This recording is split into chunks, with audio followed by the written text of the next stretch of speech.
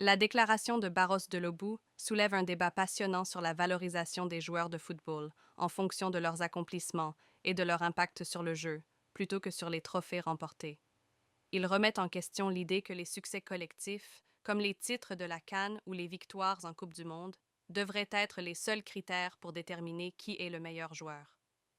En prenant l'exemple de George Weah, qui, malgré son palmarès international modeste, est souvent cité parmi les plus grands joueurs africains, Delobou souligne que la qualité d'un joueur ne se mesure pas uniquement en trophées. Ce point de vue est renforcé par sa comparaison avec Christian Carambeu et Jean-Pierre Papin, montrant que même des joueurs qui ont remporté des titres prestigieux peuvent ne pas être perçus comme supérieurs à d'autres sur le terrain.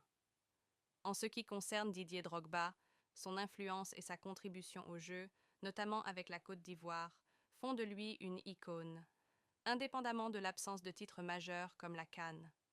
Barros rappelle que des joueurs qui ont été champions d'Afrique, tels qu'Assalé Roger, Traoré Lassina et Talo Gadji, ne peuvent pas être mis sur le même piédestal que Drogba, en raison de la différence de leur impact global et de leur performance sur le terrain. Cette discussion met en lumière le fait que le football est un sport complexe où l'impact d'un joueur peut transcender les simples statistiques et les médailles. Les performances, le leadership et l'héritage laissés par des joueurs comme Drogba, Weah ou Eto'o sont souvent ce qui façonne leur réputation dans le monde du football. Ainsi, le débat sur qui est le meilleur joueur africain de tous les temps reste ouvert et subjectif, car il dépend de l'importance que chacun accorde aux différents aspects du jeu.